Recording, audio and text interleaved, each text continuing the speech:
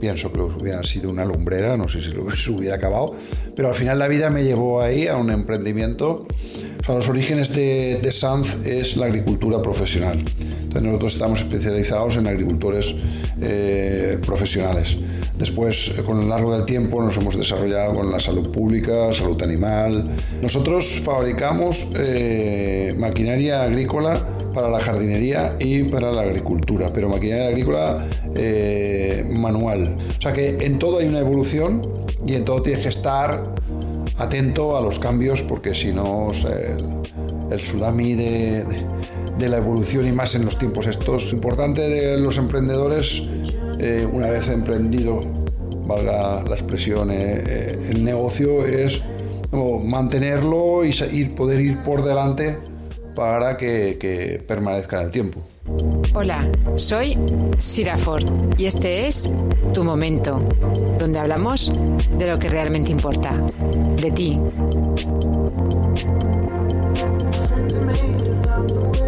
Hola Alfonso, buenas tardes, bienvenido a Tu Momento. ¿Qué tal, Sira? Buenas tardes, gracias por invitarme. Pues nada, ya teníamos ganas de tenerte por aquí, porque eres un referente en el mundo de la empresa y hoy has venido a contarnos todos los avatares que se sufren, ¿no? Que sufre el empresario y nada, a animar a las personas que hoy en día están al frente de la empresa. Correcto. Y a Todos los emprendedores. Y a las nuevas generaciones. Correcto. A las nuevas generaciones. Que se puede llegar y que se puede cumplir un sueño.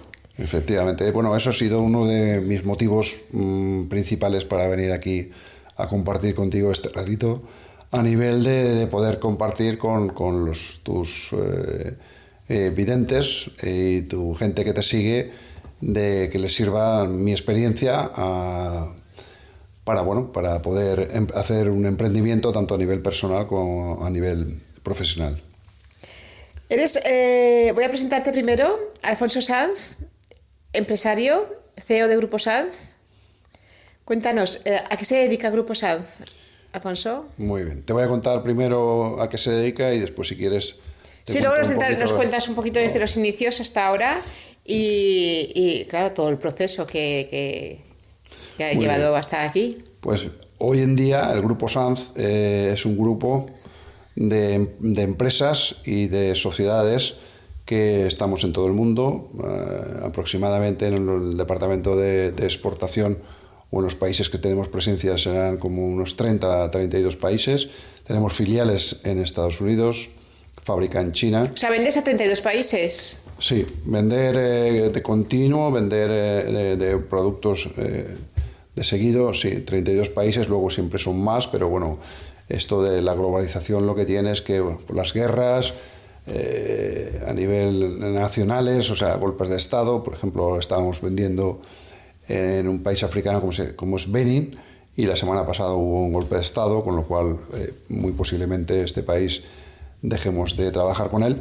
Pero bueno, son las ventajas y los inconvenientes de la globalización. Nunca sabes cuándo va a desaparecer un país, pero si tocas muchos países, pues bueno, unos es mejor, a lo mejor, una dictadura por su situación política, económica y estructural, o no. Pero actualmente aproximadamente en 32 países. O sea que la situación política de cada país os afecta también. Claro. Sí, como a cualquier empresario. Los aranceles, la subida de las materias primas, las guerras de cada país, las guerras civiles, el conflicto ahora mismo estamos con los conflictos con Trump, los aranceles, pero bueno, las ventajas que tiene la globalización, que eso hemos tenido claro desde un principio, de poder estar a nivel internacional en todos los continentes. No hemos definido ni estar en países emergentes ni en países del primer mundo, por decirlo así. Si hemos estado en todos los sitios. Nos ha llevado a que cuando hay países que sufren más por las dificultades económicas, pues poder estar en todos los sitios, y bueno, cae un país y se levanta otro. Eso es una ventaja a nivel internacional y se lo recomiendo aunque sea muy difícil trabajar en países emergentes, como por ejemplo África, pero es una ventaja por una parte porque no van todos, por lo tanto tienes una oportunidad más grande de desarrollar ese mercado, pero sí, efectivamente tienes que dedicarle más tiempo, más energía, más recursos, pero el resultado es normalmente mucho mejor porque no todos van, pero hay que tener la idea clara de que tienes que ir a esa zona y hay un potencial. Cuesta pagar, cuesta llevarlo a cabo, pero tiene mucho más ventajas que, por ejemplo, Europa, Estados Unidos, Australia, porque, bueno, a nivel de competencia es menor y eso es una ventaja para nosotros en un principio. Uh-huh. Porque África fue uno de los primeros países que tú empezaste a conquistar. Bueno, fue Latinoamérica también. Recuerdo el primer viaje que hice a Centroamérica en El Salvador. Llegamos allí con la Cámara de Comercio. La verdad es que no teníamos ninguna experiencia. Íbamos con nuestra maleta y con nuestra ilusión y ganas. Allí la embajada nos hizo un pisco labis, un reconocimiento, y nos informó un poquito de cómo estaba la situación. Los tanques aún estaban en las calles, o sea que la situación no era, por una parte no era muy, muy buena a nivel sociopolítico económico, pero por otra parte era una oportunidad. Entonces esto también es otra idea que hay que tomar, que las cosas se pueden ver en la vida como un problema o como una oportunidad. Los optimistas, los emprendedores lo ven como una oportunidad y los negativos lo ven como una desgracia, ¿no? Uh-huh. Nosotros vimos en El Salvador que había un potencial por el tema de la agricultura y que empezaba desde cero. Estuvimos allí un tiempo. O sea, que empezaste, por el primer país que empezaste fue El Salvador. Sí, el primer país fue Centroamérica y en concreto en El Salvador. Uh-huh. Tengo muy buenos recuerdos. De aquel entonces arrancábamos, en los hoteles arrancábamos las páginas amarillas. Veíamos ahí la gente que distribuía los productos agrícolas y nos íbamos, en aquel entonces, íbamos con traje de chaqueta, con corbata, pues bueno, te imaginas la foto con nuestra maleta Samsonite, ahí vamos, y con nuestra muestra del equipo de pulverización a los lugares. Y recuerdo el primer cliente que fuimos, ponía ganadería, no recuerdo el nombre, pero bueno, ganadería y distribuidor para herramientas para la agricultura. Y ahí me planté yo y llegué con el taxi, me paró el taxi delante de un local donde estaban los pollos colgados en la pared, todo lleno de sacos de pienso, y dije, oiga, usted se debe haber equivocado, que esto no. Dice, no, que es aquí. Bueno, ahí bajé, me encontré con gente muy amable, con gente también emprendedora, con muchas ganas de trabajar. Los salvadoreños son gente de Centroamérica, tienen fama, pues son de los más trabajadores. Después de estar esperando mi turno, despachar allí con los conejos, los animales, los piensos,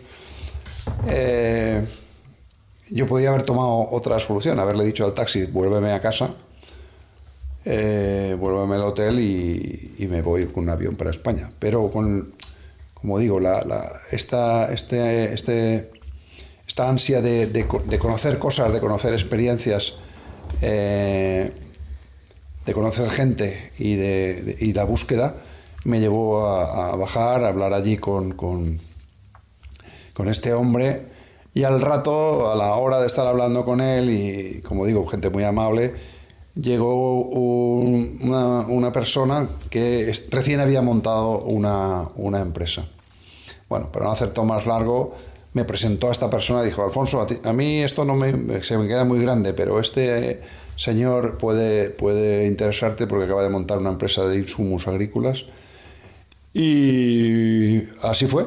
A los 4 o 5 meses hicieron su primera importación, un contenedor de pulverizadores, y ahí fue nuestra primera acción a nivel internacional. Y así empezó la marca de Pulmic en en Latinoamérica. Pero tus orígenes, vamos a hablar de cómo... ¿Dónde nace Alfonso Sanz? Vamos a conocer primero a la persona.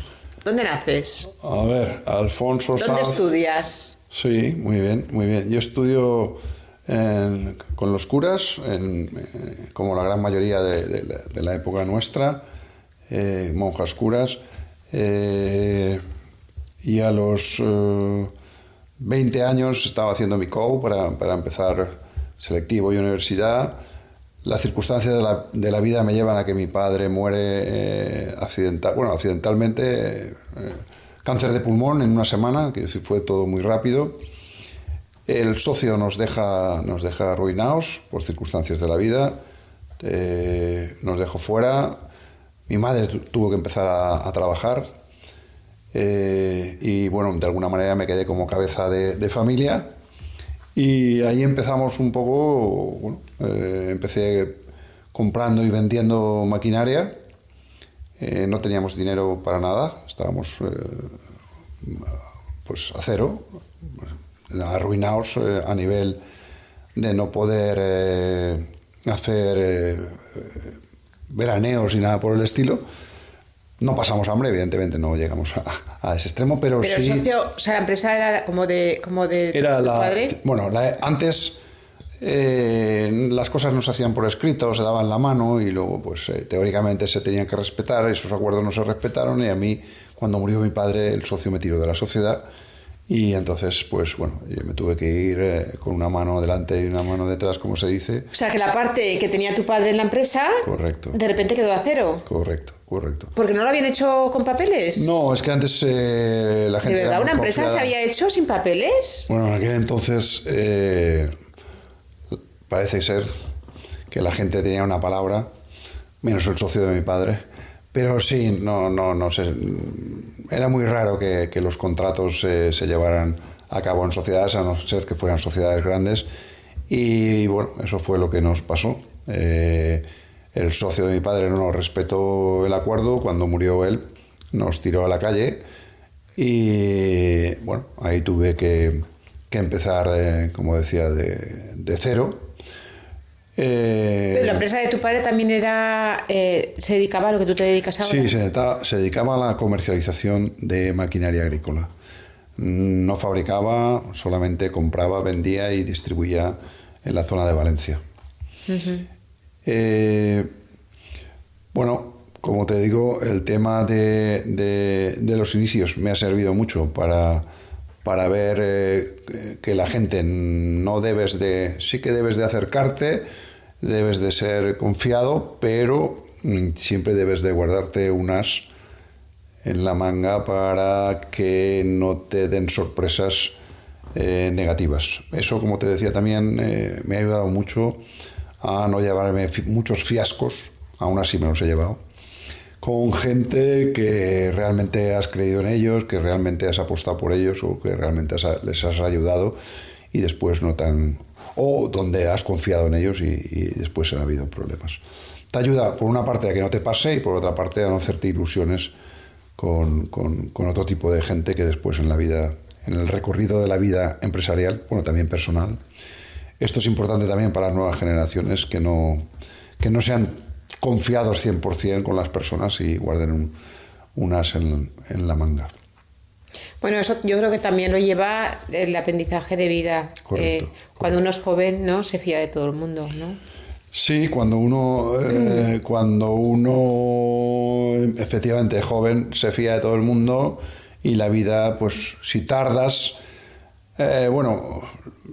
claro, aparte es que yo creo que, bueno, entraríamos en otras cuestiones, que los jóvenes de ahora no son como la época nuestra, que nos tocó emprender sí o sí, porque yo tuve que dejar ahí también el colegio, los objetivos de la universidad, para dedicarme, que hoy lo agradezco, tampoco pienso que hubiera sido una lumbrera, no sé si lo hubiera acabado, pero al final la vida me llevó ahí a un emprendimiento en el casco antiguo de Valencia, en un local creo que como realmente como los míticos emprendedores, ¿no? En el barrio del Carmen, ¿no? En el barrio del Carmen de Valencia, efectivamente, con un local de 28 metros cuadrados, me acuerdo perfectamente. Teníamos enfrente un pub, hacíamos muchas horas en el pub y muchas horas trabajando también. Nos divertíamos, trabajábamos, en fin, la pasión y la energía, la fuerza de la juventud podía con todo. No teníamos dinero, pero teníamos, como digo, una pasión y unas ganas por hacer cosas y por aprender. Recuerda que eran los años 80 y tantos, la época de recién acabada la dictadura, empezaban a entrar aquí todo el tema de los artistas, escritores, música, drogas, bueno, era toda una explosión de conocimientos que los jóvenes de aquella época queríamos aprender y queríamos saber. Claro, porque hasta ese entonces España había vivido la dictadura y había vivido una burbuja, ¿no? Sí, efectivamente. Claro. Una burbuja cerrada, pero pues, efectivamente no estaba muy comunicada con el mundo exterior. Entonces para nosotros todo eso era nuevo, con los peligros que llevaba, porque todos en esa época hemos tonteado entre otras cosas, con las drogas, más que nada por el desconocimiento, con la música pues de Pink Floyd, toda aquella gente de los años 60 y 70, sin información, y bueno, eso tuvo también algunas consecuencias a nivel social y a nivel de conocidos. Sí, cambios, ¿no? Cambios completamente efectivamente. Del país. Así sí, es. por eso has dicho que la juventud de antes no tiene nada que ver con la de ahora, porque la de ahora le sobra información sobre todo, ¿no? Muy bien. Le sobra información y le falta voluntad y cultura, que dice nuestro queridísimo Roig de Mercadona, que le falta cultura del esfuerzo. Porque no han tenido esa necesidad que teníamos en esa época. Bueno, tal vez eso ha sido... ahí nos mandaba también un poco las necesidades que teníamos. Pero por otra parte, como tú bien dices, hoy en una mano tienes todo el conocimiento que antes nos tocaba ir a la otra parte del mundo para tener y asistir a ferias, participar en cualquier tipo de reunión, ir a ver a un proveedor, habría que dar la vuelta al mundo, y hoy lo tienes todo en un clic, ¿no? En un clic, correcto. Lo tienes todo en un clic. Entonces, bueno, esos fueron los inicios, como te digo, sin dinero, pero con mucha ilusión. O sea, que los inicios fueron desde 000, porque aunque tu padre tenía la empresa, el socio le dejó fuera. Nos dejó fuera, entonces yo inicié en esa planta baja una producción de otro producto, de un invento. Y eso, ¿De un invento qué quieres decir? Bueno, de un invento es un producto que hacíamos para una multinacional que hoy está muy mal vista, está muy mal mirada, pero en su día era el mejor producto para poder matar las malas hierbas, que era el glifosato de la multinacional Monsanto. Era el único producto que se podía tirar y era con el único que se podía controlar que muriesen las malas hierbas, o el más eficiente. Entonces trabajamos con ellos y nosotros desarrollamos un producto para matar esas hierbas de una forma más eficaz.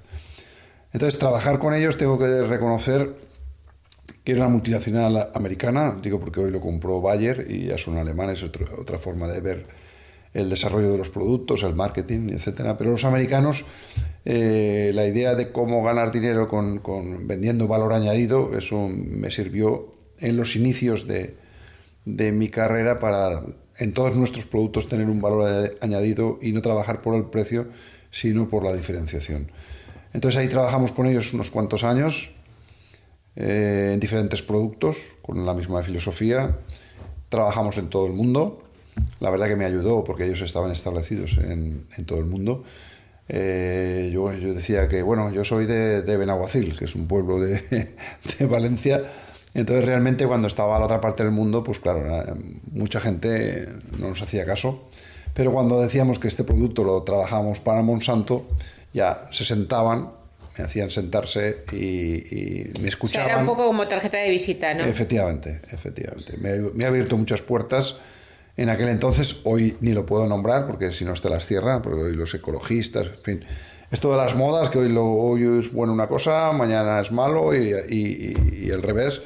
Entonces, bueno, pero aquel entonces nos ayudó mucho y ahí empecé trabajando por el mercado nacional, haciendo distribuidores, vendiendo pueblo con una furgoneta donde dormía con ella, viajaba porque no teníamos recursos económicos.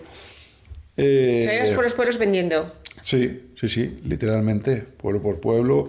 Empezarías por los pueblos de alrededor de Valencia, ¿no? Efectivamente, muy bien, por los pueblos alrededor. ¿Y ibas con la furgoneta? ¿Y dormías en la furgoneta y todo? Sí, porque no teníamos recursos, o los recursos los queríamos optimizar en otras cosas que creíamos que eran más importantes para desarrollar el negocio y no nos importábamos dormir en la furgoneta porque había que decidir dónde metías los recursos. Entonces, toda esa necesidad es todo lo que te va haciendo un emprendedor con un carácter y una personalidad que, bueno, pues a lo largo del tiempo lo transmites el ADN se lo transmites con tus valores a la empresa. Creo que como muchos emprendedores de España, salvando diferencias, me gusta ver la misma historia, como he dicho antes, en Mercadona, en Zara. Todos han empezado y todos se les nota que tienen una cultura del esfuerzo, de los inicios, de alguna manera, en una carnicería cerca de Valencia también, o en una tienda de ropa en La Coruña, que decir que al final los inicios, la cultura del esfuerzo, esa ha sido la base. Y bueno, si me preguntaras ¿con quién te compararías? Pues a nivel nacional, con estas dos empresas, me gustaría llegar a su filosofía o a su forma de trabajar y de compartir con sus trabajadores y que los clientes deseen tanto sus productos como es Mercadona o Zara, ¿no? O sea, que son un referente para ti como empresario. Sí, por lo que estoy comentando.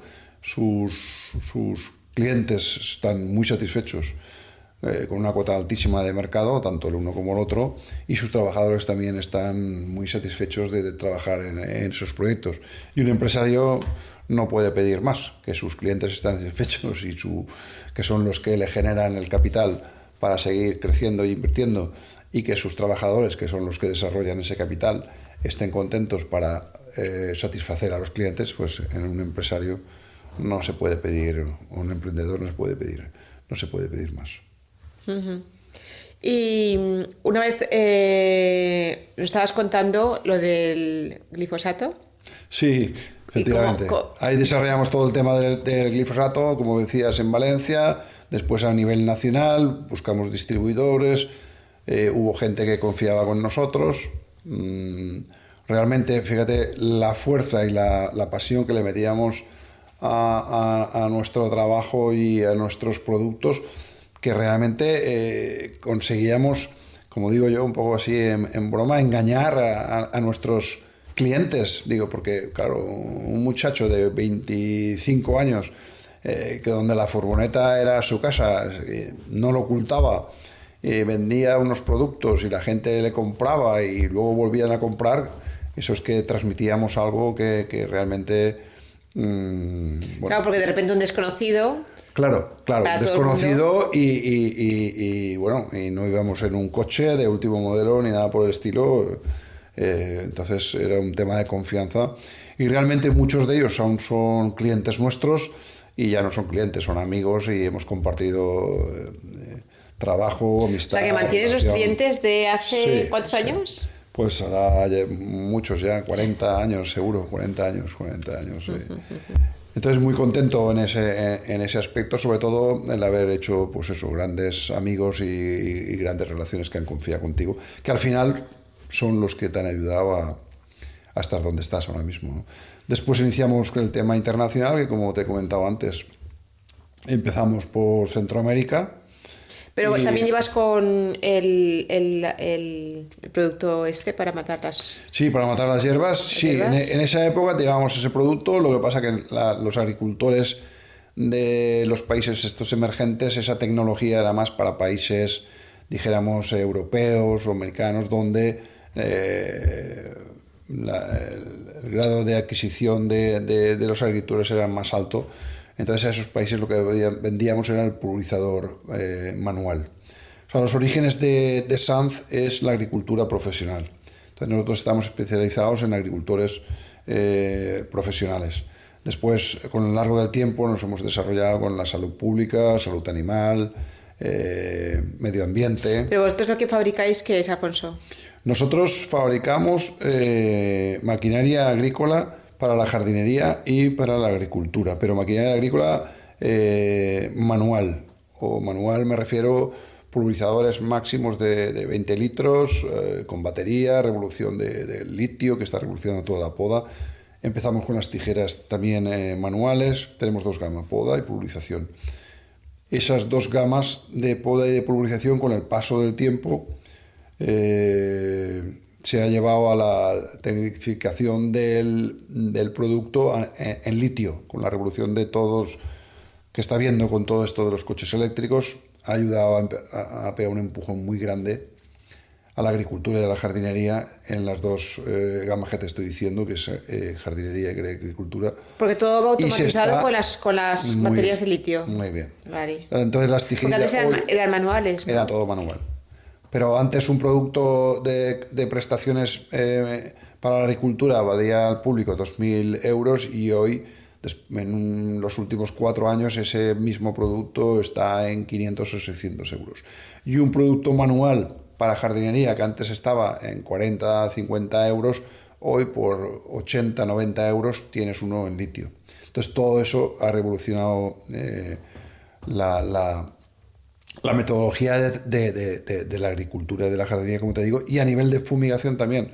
Antes los pulverizadores eran todos manuales y hoy tienes para jardinería en litio, muy económicos y muy ergonómicos y muy bonitos, y para agricultura también tienes unos con unas prestaciones muy altas sustituyendo. O sea que en todo hay una evolución y en todo tienes que estar atento a los cambios, porque si no, el tsunami de la evolución, y más en los tiempos estos, lo último es la incorporación de la IA, que no sé nosotros cómo vamos a incorporar, pero ya tenemos gente en nuestro departamento de innovación trabajando con la IA.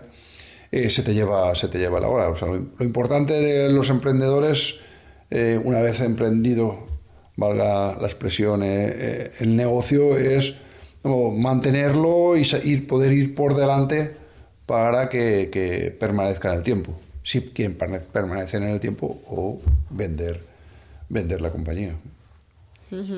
Sí, porque ahora es muy común, ¿no?, que las empresas se vendan a fondos de inversión, ¿no? Sí. Yo creo que es un problema también a nivel social, el tema de las segundas generaciones. La gente, mucha dificultad en las segundas generaciones que estén preparados para poder dirigir las empresas, y efectivamente hay muchas empresas que aguantan. Bueno, ya sabéis el dicho, que la primera generación la hace, la segunda la disfruta y la tercera la vende. Yo creo que ya se está quedando en la segunda, todo el ciclo se está quedando en la primera y segunda generación. Pero esa cultura debería de existir, pero desde la educación. Hay mucha gente que se preocupa de la educación. Me refiero a nivel institucional. Se preocupan más de ser funcionarios, y de hecho es que hace poco se hicieron una entrevista a nivel de qué querían ser de mayores los jóvenes de España, y daban una mayoría absoluta ser funcionarios en vez de ser emprendedores. Con esto está dicho un poco lo que estoy intentando explicar. Hay que ayudar a los jóvenes y explicarles lo bueno y las satisfacciones que te dan ser emprendedor. Porque ahora mismo, ¿cuántos trabajadores tienes en tu empresa? Nosotros hoy seremos sobre 350 trabajadores, tanto en China como en España. Compramos una fábrica en China hace 2 años, donde teníamos sobre un centenar de trabajadores. Bueno, eso también ha sido una experiencia muy satisfactoria porque realmente los valores, yo estoy seguro que China es ya, no va a ser, es ya el motor de desarrollo del mundo. Antes era el motor de producción, pero hoy ya es el motor para mí, de innovación. O sea que son los dos motores que lleva la industria. Y bueno, y la verdad para mí ha sido una satisfacción estar allí con ellos, el trabajar muy difícil, está siendo muy difícil, pero como digo, muy satisfecho de los resultados que estamos teniendo. Y aunque todos me dicen que estoy un poco loco, tanto los que están aquí como los que estoy allí, porque no entienden que a mis 66 años esté emprendiendo en China. Pero como digo, muy contento y satisfecho de poder desarrollar todos los proyectos de litio, que es la fábrica que hemos comprado allí, y le auguro un potencial. Lo difícil es unir las tecnologías y los conocimientos de Europa con China. Y me explico. Aquí un proyecto de desarrollo a grandes números, que aquí puede costar 3 años, dijéramos, desde que se inician las ideas hasta que sale por la puerta. En China, tranquilamente, sin ningún esfuerzo extraordinario, puede durar un año. O sea, la diferencia es muy grande. Entonces, ahora mismo con la matriz que es España, que quiera implantar su conocimiento y tecnología a la filial que es China, donde ellos son más rápidos, pues está habiendo un choque cultural a nivel industrial que nos está costando bastante de entender, pero no por ellos también, sino por nosotros que queremos implantar nuestra burocracia y ellos son mucho más rápidos y flexibles a la hora de trabajar. Y bueno, entonces ahí está el reto. O sea, son más rápidos, más flexibles, por lo tanto son más efectivos. Son muchísimo más efectivos. A ver, parece una... En fin, lo que te voy a decir ahora mismo, o sea, allí están preocupados, la fábrica están preocupados, además de que son más rápidos, más flexibles, más efectivos, son más trabajadores por el chip que tienen ellos. Yo no digo que aquí sea mejor o que sea peor, solamente te hablo de una realidad. Allí están preocupados porque el domingo no tienen trabajo para desarrollar, o sea, para trabajar. Y aquí porque no tienen trabajo el domingo para trabajar. Efectivamente. Porque es el día de descanso. Es el día de descanso. ¿Y no les gusta tener día de descanso? Bueno, a ver, como la gente normalmente son del interior, es que claro, estamos hablando que la gente que está en la costa son aproximadamente 300 millones y la gente que está en el interior son 1.000 millones. O sea, el potencial de China es brutal, ¿no? Los números se nos van de la cabeza. Entonces, ¿qué pasa? La gran mayoría de gente que está trabajando en la costa son gente del interior. Entonces, realmente, China lo que hacen es trabajar, no algún karaoke y el dinero lo mandan a sus familias. Entonces, el domingo lo consideran como tiempo perdido. Sí. O sea, los sábados trabajan todos y los domingos, cuando pueden, también. Aquí creo que estamos acabando a las 3 los viernes y la gente está preocupada porque quiere acabar a las 2 en vez de que a las 3. Entonces, bueno, no digo, repito, ni que una cosa sea mejor ni que una cosa sea peor. Allí miran por a ver cómo pueden trabajar más y aquí por instaurar la jornada, ¿no? De menos horas. Sí, bueno, no quiero abrir ese melón porque no creo que sea el tema, pero la verdad que aquí no nos ponen muy fácil el tema de poder emprender y desarrollar. Hay mucha burocracia, hay mucha metodología de documentaciones, papeles, muy lentos para las gestiones administrativas, tarde, mal, o sea... Y en China, la verdad que todo esto funciona bastante rápido, todas las necesidades que puedas tener para comprar, para me refiero de una parcela o poder hacer una fábrica o registros de allí los todos son impuestos, facilidades. todos son facilidades a nivel, sí.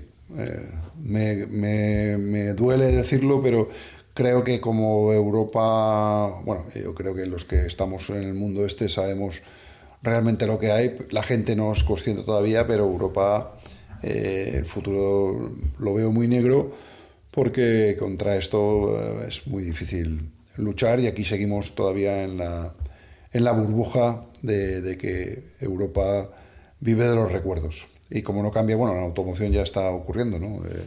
Las fábricas más importantes están en China, el desarrollo está en China y bueno, están reaccionando pero un poquito tarde. Esperemos que en las demás referencias vayamos un poquito más rápido. Uh-huh. En Europa, como vivimos un poco del pasado. Del pasado, sí. No nos estamos actualizando. De la época gloriosa, un poco de la época gloriosa, ¿no? Sí, de cuando sí. conquistábamos el mundo. Sí, correcto. Y luego por otra parte están los americanos, que también con sus temas, pero bueno, ahí Trump está dándole la vuelta a todo lo que era lógico y lo que era normal, con sus redactores, pero hay mucha gente que vota a Trump, con lo cual están protegiendo más sus fábricas, sus intereses, y nosotros estamos en el medio, que estamos recibiendo de unos y de otros y no sabemos muy bien. Y además de todo es que Europa no está unida, no lleva una misma voz para discutir y dar la cara ante China, sino que España opina una cosa, Alemania opina otra cosa, o aunque tenga una misma opinión Bruselas, pero por detrás al día siguiente uno desmiente lo que ha dicho el otro. En fin, es un poquito caos en ese sentido y bueno.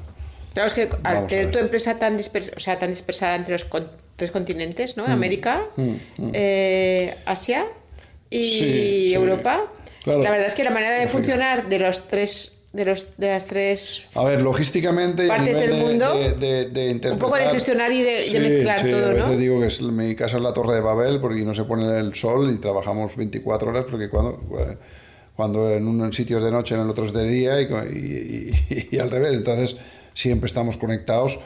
Pero bueno, como decía antes, también tiene sus ventajas, y ventajas es de que, bueno, si dependes de un mercado y un cliente, o pocos clientes y pocos productos, tienes mucha dependencia de lo que hacen esos clientes y esos productos.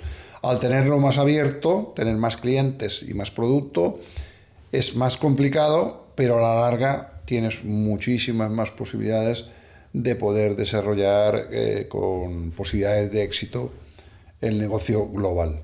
Uh-huh. Esa es un poquito la filosofía. Y uno de los países también que tú los empezaste a exportar fue África también, que también has conquistado África, ¿no? Sí.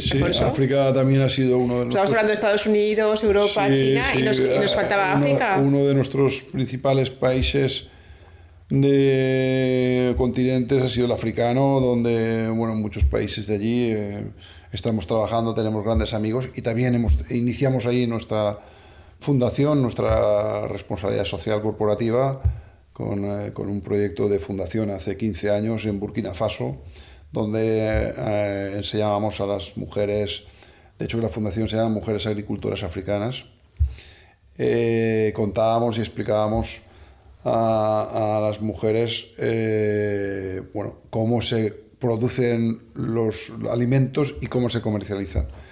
¿Por qué digo esto? Lo digo porque realmente cuando viajas la mente se te abre y te haces más tolerante con las personas en tu vida normal y en tu vida profesional.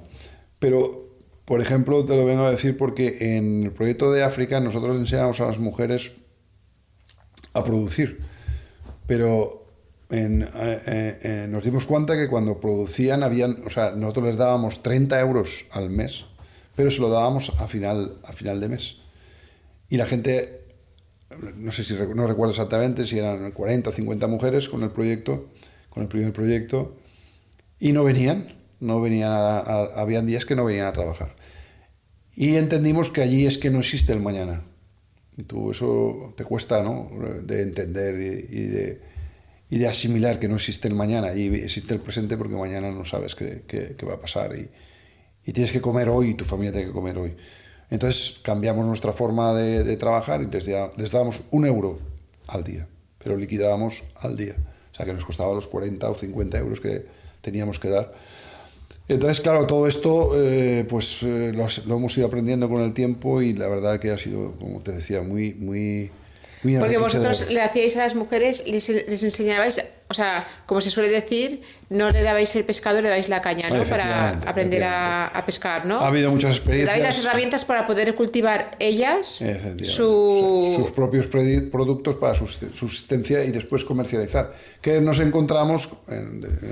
y ellas la podían comercializar. Claro, pero es que no sabían comercializar. Entonces tuvimos que enseñarles a cómo se vendían en el mercado, cómo había que hacerlo, cómo había que juntarse. Tuvimos que hacer una escuela para, mientras ellas trabajaban, que dejaran los niños allí. Tuvimos que porque si no, no irían, no iban, ¿no? Teníais que pensar en todo. Un reto muy enriquecedor y la verdad, ahí iniciamos nuestra fundación. Después vino la pandemia, durante unos años, antes de la pandemia estuvimos trabajando allí, pero después durante la pandemia ya fue muy difícil. Y luego ya hemos hecho proyectos aquí en Europa y hemos trabajado con proyectos de Casa Caridad, con el tema de Ucrania, la Dana, etcétera, etcétera. Pero bueno, como decía, los valores un poco también del grupo Sanz, al final, en este sentido, es devolver dentro de tu capacidad lo que puedas a esta sociedad, de lo que te ha dado a ti esta sociedad. O sea, tu trabajo, tu rendimiento te ha dado unos beneficios y yo tengo que devolver a la sociedad proporcionalmente lo que yo pueda, y bueno, eso es la filosofía en la cual montamos la fundación y ahí estamos trabajando. La gente de la empresa participa cada vez más integrada con los proyectos y muy contentos con todos estos proyectos y como te digo, África muy bien, el trabajo muy duro también.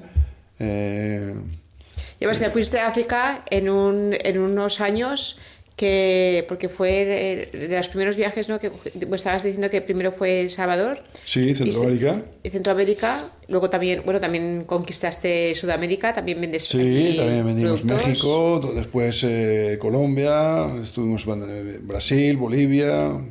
Venezuela anteriormente. Pero en aquellos años, coger la maletita e irse a África, a Sudamérica o Centroamérica era un reto, pero a África me imagino que muchísimo más. ¿No? Siempre ha sido, o sea, si te das cuenta, la furgoneta, cuando mis inicios en Valencia, irme a China sin hablar chino, sin hablar inglés y siempre con una traductora o un traductor. África ha sido más o menos lo mismo. Ahora estamos con el mismo reto en Estados Unidos. No salió bien el primer proyecto, que estuvimos 2 años en Chicago. No ha salido bien porque es lo normal de los emprendedores, no pueden salir bien todas las cosas, pero aprendes de lo que te ocurre, analizas, corriges, cierras el proyecto, abres otro proyecto. Ahora estamos en Florida. Y otra vez de la misma forma, emprendiendo y empezando otra vez con la maletita, pero ya con otros requisitos, ya con una estructura, pero al final es todo emprendimiento, ¿no? O sea que estamos en los orígenes actualmente con la misma ADN que teníamos en nuestro día. Y África fue uno de ellos. África, como te decía, también muchas experiencias muy agradables, muy contento de los aprendizajes de la gente, muy amable, te das cuenta de los valores de las personas, que lo importante es la vida en sí. Allí son felices con poca cosa, viven al día, es muy importante. Y cuando vuelves aquí, yo le digo a mi hijo que muchas veces, a mi gente más cercana, que África me sirve para 2 cosas. Pues sabes que a veces se nos sube un poquito las cosas a la cabeza, cuando tienes éxito, llevas un muy buen coche, tienes una buena casa, te sube un poquito la cosa. Y entonces te vas a África y allí te baja todos esos humos y te das cuenta... El ego, ¿no? Es como una cura de humildad. Una cura de humildad, pero en vena. y en directo. Entonces esto me ayuda muchísimo. Pero al contrario, cuando estás mal, cuando piensas que tienes problemas, que tienes muchos agobios, te vas allí y es totalmente al contrario. Te das cuenta que la realidad no es la que tú tienes, sino la realidad es la que hay allí, que la vida hay que vivirla al momento, hay que disfrutarla, porque realmente tus problemas no son problemas que te creas tú. Y eso África a mí me sirve como termómetro para regular mi estado anímico. Que por cierto, hace tiempo que no voy por allí y creo que tengo que volver pronto.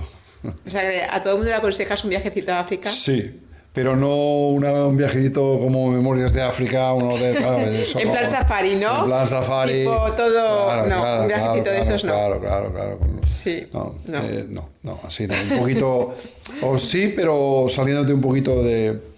El primer viaje que hice con mi hijo, que fue a Senegal,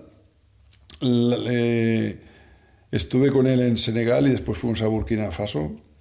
Y la verdad yo creo que se le ha quedado marcado siempre. Yo creo que tendría 16 años y no lo llevé estuvimos por ahí 2 semanas y no lo llevé a ningún sitio de gran lujo, sino lo llevé al piso y alguna vez me lo ha recordado y eso no se lo ha olvidado nunca. Yo estoy seguro que todas esas experiencias te ayudan mucho a valorar en el futuro, cosa que los jóvenes que hablábamos antes no tienen esa necesidad, no tienen esa curiosidad y las han visto, los leones los ven por Discovery Channel, o sea, no saben la realidad de lo que cuestan las cosas y los valores, sobre todo los valores, ¿no? Que hay que tener en la vida para ser feliz. ¿En qué momento dices, he llegado a lo que siempre he soñado y aún así quieres seguir más? ¿Un empresario nunca tiene techo, Alfonso? A ver, los emprendedores... Porque tú has llegado a lo que ya soñaste no, o sea, nunca trabajé por dinero, eso tengo que decirlo. Yo igual era feliz antes, como claro, para que los tiempos tienen sus necesidades, pero volviendo a mis ídolos, que como te comentaba, a mis referentes, no creo que Amancio Ortega vaya a diseñar ahí sus patrones porque tenga necesidad, y el otro día en un supermercado de la competencia vi a Roche. También tampoco creo que haga esto porque tenga mucha necesidad. Al final el espíritu de emprendedor se lleva dentro y bueno, yo no tengo, como te decía antes, tampoco ninguna necesidad a mis 66 años, económica me refiero, para ir y emprender al final. Y esto de alguna manera es lo que debían de entender la gente que vea a los empresarios de una manera no constructiva o no que aportan valor. Realmente yo ya hace tiempo que podría haber dejado de trabajar o poder desarrollar negocio, porque al final lo que hacemos es que desarrollamos negocio, y el negocio, daños colaterales. Nosotros te decía que somos 300 y pico personas, pero tenemos satélites alrededor de nuestras empresas que habrán otras 200, 250 personas seguro. O sea, nosotros generamos cerca de 500 puestos de trabajo. Bueno, pues mientras tenga las ganas de desarrollar y de seguir emprendiendo, pues seguiremos creando puestos de trabajo. Sí, al final, entonces no es un tema personal. O sea, al final yo me puedo comer una tortilla de 2 huevos, una botella, un vaso de vino y un postre. No me puedo, porque ya no puedo. El segundo copa de vino ya me empieza a sentar mal. Entonces, quiero decir, no es un tema. Así debían de plantearlo a la gente que tiene dudas sobre lo que son empresarios, y yo creo que se debían de valorizar porque al final, bueno, pues de alguna manera están ayudando, pues son necesarios tanto los trabajadores como los emprendedores, es un tete-a-tete, y bueno, y esa es un poquito la filosofía del emprendedor. ¿Y por qué cuando una persona que no está dentro del mundo de la empresa pone el telediario en su día a día y se demoniza tanto a los empresarios? Por lo que te digo, pues yo creo que es una falta de cultura. Cuando es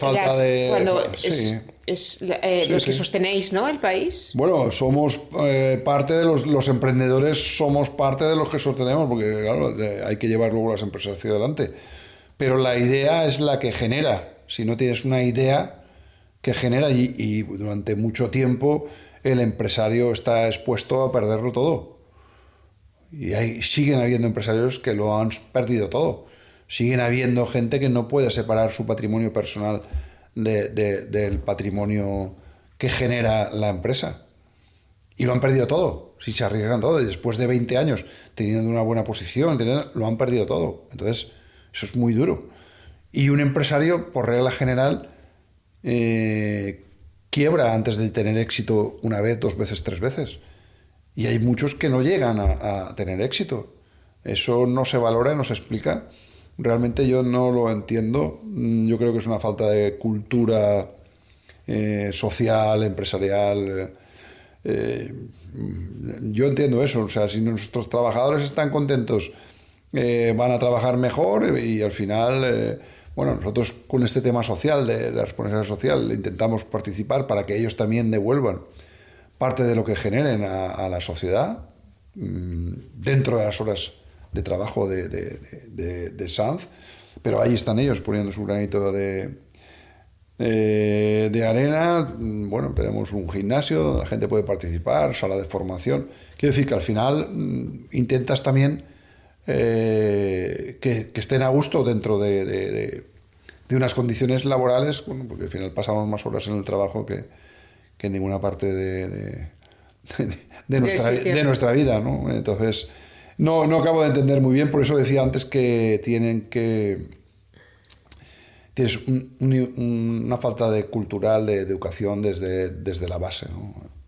En Estados Unidos está muy bien visto ser un emprendedor, pero... Bueno, a los jóvenes los forman para ser emprendedores. Correcto. Aquí formamos a nuestros jóvenes para ser funcionarios. Correcto, bueno, es lo que comentamos, efectivamente. Entonces, eso ahí está dicho ya el futuro y al final los funcionarios pues son necesarios, pero no creo que tantos funcionarios sean necesarios para desarrollar las necesidades que tiene hoy España. Hablo de España, no quiero hablar de Europa porque al final también es lo mismo, ¿no?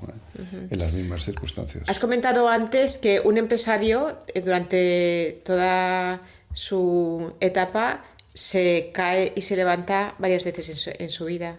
¿A ti también te ha pasado? Sí, claro, evidentemente. Muchos negocios. Bueno, te comentaba antes el tema de Estados Unidos. Requirió muchos esfuerzos, tanto a nivel económicos como de esfuerzo, de personales, de viajes, de compromiso, de horas sin dormir, bueno, porque lo que genera un emprendimiento. Y bueno, no fue bien. Entonces todo ese trabajo y todo ese esfuerzo pues no sirvió de nada, pero bueno, tuvimos que cerrar y perdimos no sé cuánto dinero y hemos vuelto a emprender porque tú crees en una idea. Sabes que tienes un producto, sabes que hay un mercado y en algo has fallado. Entonces nosotros en este caso creo que hemos fallado por una parte en el socio. Pensé, en este caso me tocó pensar a mí, que tenía unas características que las cuales no han sido así y entonces hemos perdido, bueno, más que perder, invertir, porque toda experiencia tiene un aprendizaje y yo creo que no estaríamos donde estamos si no hubiéramos invertido muchas horas en muchos sitios para hoy estar donde estamos. Pero evidentemente has tenido muchos problemas, dificultades y cerrar empresas. Lo que tienes que intentar es que al final ser un poco más inteligente. Por eso te decía antes que la experiencia de mi padre, del socio, de haberme dejado arruinados, me ha servido a no poner todos los huevos en la misma cesta.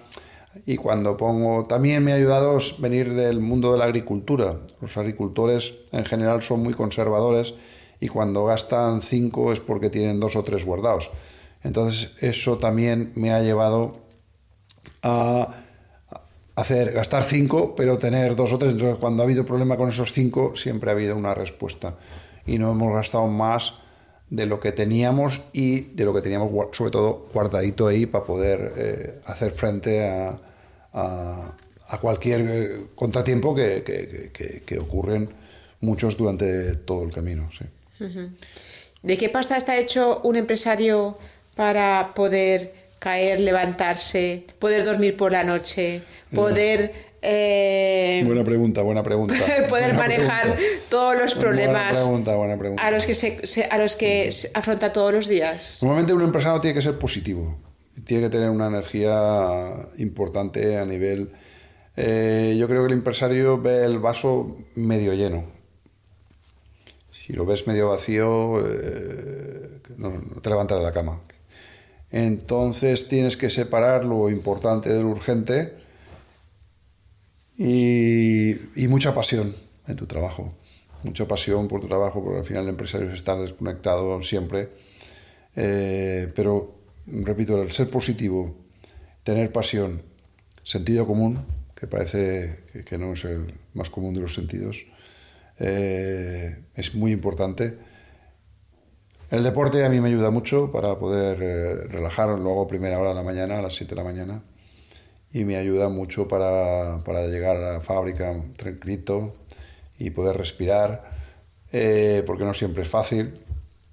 Las empresas tienen unas necesidades, pero a nivel de desarrollo de proyectos, de productos, pero no siempre puedes incorporar gente porque no tienes el potencial económico para poder cubrir esas necesidades. Entonces tienes que buscar...